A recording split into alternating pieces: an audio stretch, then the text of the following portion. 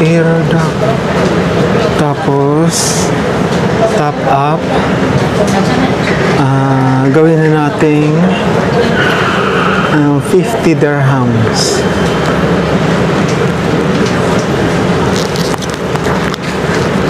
Ayan. Tapos, bago ka maghulog ng 50 dirhams, i-click mo muna to. Pay. Cash pala muna. Tas,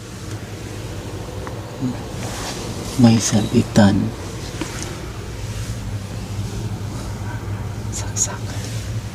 Ilaw mo. May salamin. Kasi ito na higaan.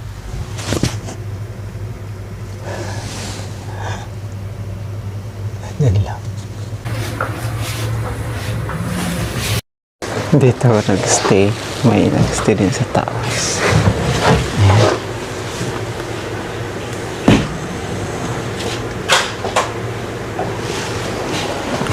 Thank you. Simpleng tao na nangarap magkakaroon ng something ang buhay ni James Walt. Nagsusumikap, pinasok lahat ng trabaho basta marangal. Kahit nahihirapan, hindi kailanman sumuko. Hi friends! Wait lang. Hindi ata naka-araw ko. Nandito na ako sa bahay ng aking friend. May kain muna ako dahil Pasko.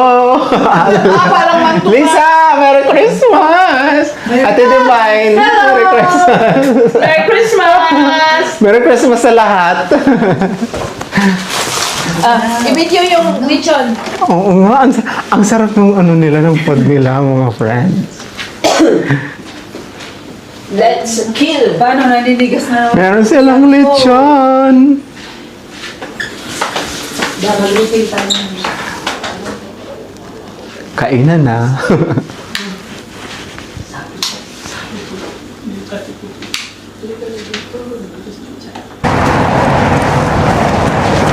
Hi mga friends, good evening.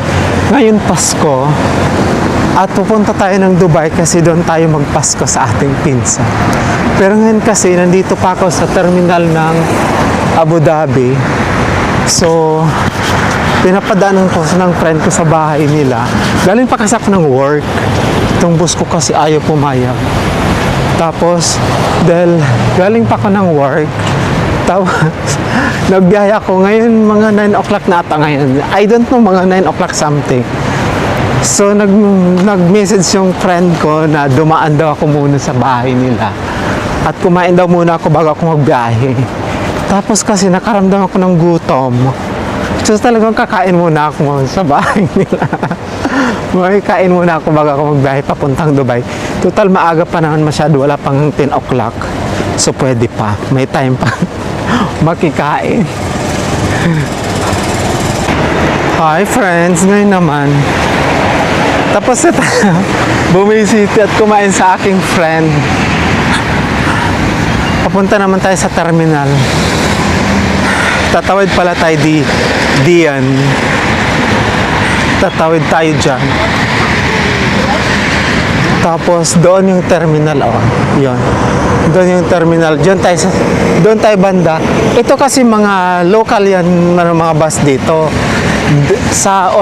All over the UAE, mga bus dito yan, yung dito banda papunta ng Al Ain, papunta ng Khalifa, basta papunta ng Musafa, ganon. Tapos yung doon namang na banda, yung doon banda, doon naman yung papuntang Dubai. Ayun, doon naman yung basta puntang Ibn Battuta and Al Gubayba. Yun lang kasi yung alam ko, ha. Yun lang kasi yung bus station na sasakyan mo papunta ng Dubai, Ibn Battuta at saka Al Gubayba. Yun lang. Need natin tumawid dyan at kukuha tayo ng ticket doon. Mga friendship, ito yung card na to, yung ito guys, na bus yung loadan natin kasi ito yung pang tap natin mamaya sa bus card. Magagamit din tong card na to magagamit din tong bus card na to sa metro ng Dubai. Air duct. Tapos, top up. Gawin na natin 50 dirhams.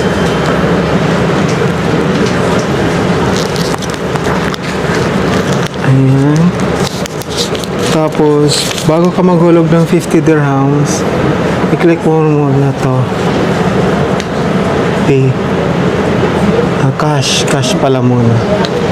Tapos, magi-green to, dito mo ihulog yung 50 dirhams. Ayan. Tapos, lalakad sa card is being updated. Ayan. No receipt. Pwede ka na mag-reset. Tapos, nakasulat dito, please remove your card or ticket. So, okay na yan. Kami ng bus ngayon. Nagulat ako, ang daming bus. Yan. Ibn Battuta bus station. Diyan kasasakay kong Ibn Battuta. Where's the bus? Going to Dubai? What time we'll go to Dubai? Battuta station. For Dubai ba? This one for 9 o'clock? I will go now.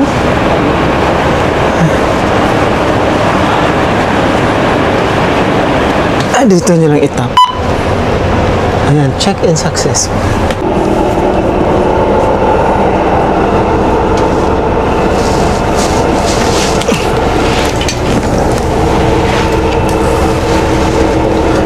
Tips po pala. Pag sasakay kayo ng bus, huwag kayo sa may bandang unahan kasi pang mga pambabae yun. Kailangan dito kayo unang i-occupy nyo yung sa mga likuran kasi yung sa mga harapan priority doon mga babae, mag-asawa, pamilya o kaya person with disabilities, gano'n. Ang ganda ng bus nila dito. Ano yung may charger.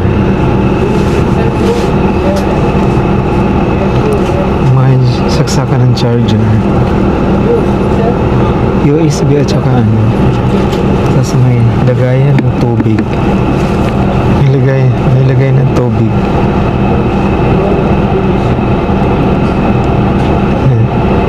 May lagay ng tubig. Lagayan ba ito ng tubig? Yung naganda na ko, may chargeran, kaya pwede kang mag-charge.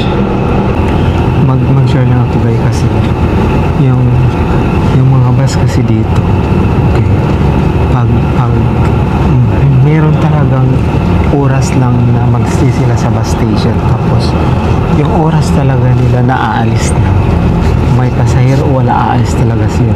Katulad ngayon, walang masyadong pasahero katulad. Walang masyadong pasahero. Then, dahil oras na ng alis, umalis talaga na. Tingnan mo. Dito sa upuan ko, mag-isa lang ako. Isa lang ako. Wala. Pati dun sa may taas.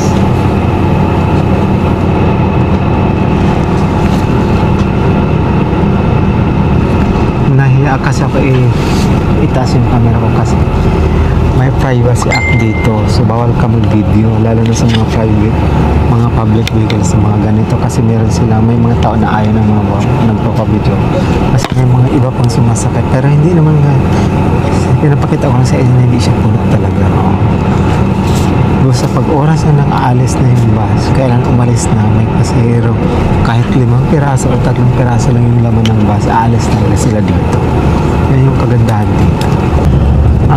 Ang biyahe pala natin is na mga 2 hours and a half maximum yun, pero kapag hindi masyadong matraffic baka more or less 2 hours lang papunta dito. Abu Dhabi Samha. Next stop. Kararating ko lang dito sa Ibn Battuta Station. Ito palang Ibn Battuta Station guys. Sa mga hindi pa nakakapunta dito, ito pa pakita ko sa inyo. Yan, Ibn Battuta Mall, Dubai. Ito lang yung bus station nila dito.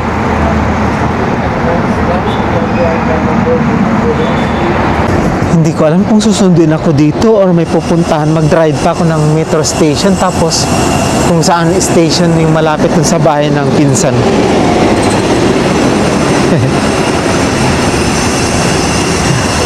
I-message ko na or tawagan ko na lang siya. Hindi ako na-reply ng mga pinsan ko sa ginawa ko, nag-book na lang ako sa booking.com ng matutuluyan just for tonight. Ito, nag-taxi na lang ako ngayon papunta sa Sharaf DG. 26 minutes 26 flight, my friend. 24 minutes. Papunta na kayo. Ang binook ko parang dorm capsule lang siya. Just good for tonight only. Kasi bukas uwi naman ako ng Khalifa City.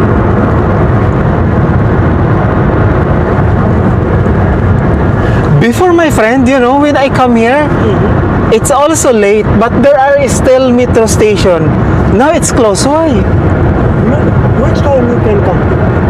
Before also December. I think it was December. Metro station open only 11:30. 11:30 only. 11:30. So maybe that time it's last trip, no? If you in the metro inside, then 12 o'clock. Yeah. Outside, then 11:30 close. Okay. But even if it's closed at 11:30, Yes. there are still minibus all over Dubai that you can take, right? 12 o'clock bus close. 12 o'clock bus close also. Yes. So if you come here late before 12 o'clock, your only option for transportation is by a taxi, okay? Yes, right. Okay. If you can go to Abu Dhabi, Yeah. then bus available. But from Dubai to Abu Dhabi, the bus is still there. Yes. Then So the bus from Dubai to Abu Dhabi, 24 hours. 24 hours for only airport. Only airport. Airport. But city bus close 12 o'clock. 12 o'clock. Last So for example, the bus from Dubai to Abu Dhabi, no more also No. after 12 o'clock. After 12 o'clock, no. Then Okay. So if ever makapunta kayo dito sa Abu Dhabi, for example, from Abu Dhabi kayo tapos pupunta kayo ng Dubai, mag-check-in na lang kayo pag after na kayo ng 12 o'clock kasi wala nang bus papunta pala dito. Buti na lang pala. So it means that the bus that I ride is the last trip, no? Because we're only 4 pieces in the bus. We're only 4 people. but bus is coming. You have 1 people, 2 people, Yeah. 1 people. Yeah, Bus is that's very good here, no? Yeah. Because even you are 4 people only, the bus will come. Bus coming. Yeah, true. Yun naman yung kagandahan dito, kahit mga ilang piraso lang ka sa loob ng bus, ito tuloy talaga basta pasok pa sa 12 o'clock. So the last trip for the bus from Dubai to Abu Dhabi, 12 o'clock. 12 o'clock. After 12 o'clock, no more. So last trip na. So pagdating ko dito, 12 something na, ngayon 1 o'clock na. Actually, kasi siguro, mga alam na ng mga pinsan ko na biyahero ako, kaya hindi sila nag-alala sa akin. Na alam nila na makaka-find ways ako ng matitira. Baka ganun. Pero kasi kung i-message ko sila, pick up naman nila ako, pero nahiyaan na lang ako kasi siyempre may mga pamilya sila. So parang nagawa na ako ng paraan na may matuluyan. Parang ayaw ko naman matulog sa kalsada ng Dubai. Alam mo, friends, dahil nag-book na nga lang ako dito ng mini capsule hotel. Ito pala yung itsura niya. Ito. Pagpasok mo dyan. Tingnan niyo. Ang cute. Yung pintuan, ito ang pasok mo. Ito lang yung tabi mo. Tapos, may salbitan. Saksakan. Ilaw mo. May salamin. Kasi ito na higaan.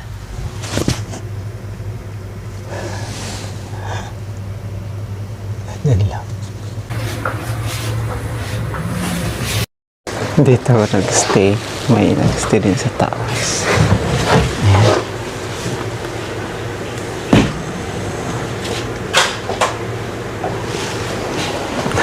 Thank you.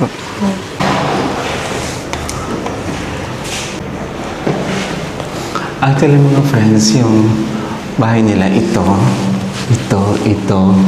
Oh, buong fourth floor ata. Buong fourth floor. Good morning guys. Ito. Kaka-check out lang natin. Tapos yung pinsan ko nasa papunta na, sabi niya nasa baba na ako, kasi ibig sabihin baka mahirap yung parking kaya ganun. Asan na? Ba't ganito? Wala ba yung elevator? Baka may maunahan pa ako, nandun na siya sa baba. Ang buhay ko, ako si James at welcome to my world, James World. Sabay nating patunayan na maraming kabutihan ng mundo at gawin nating kaibigan ng mundo. Doon, abawin nating kaibigan.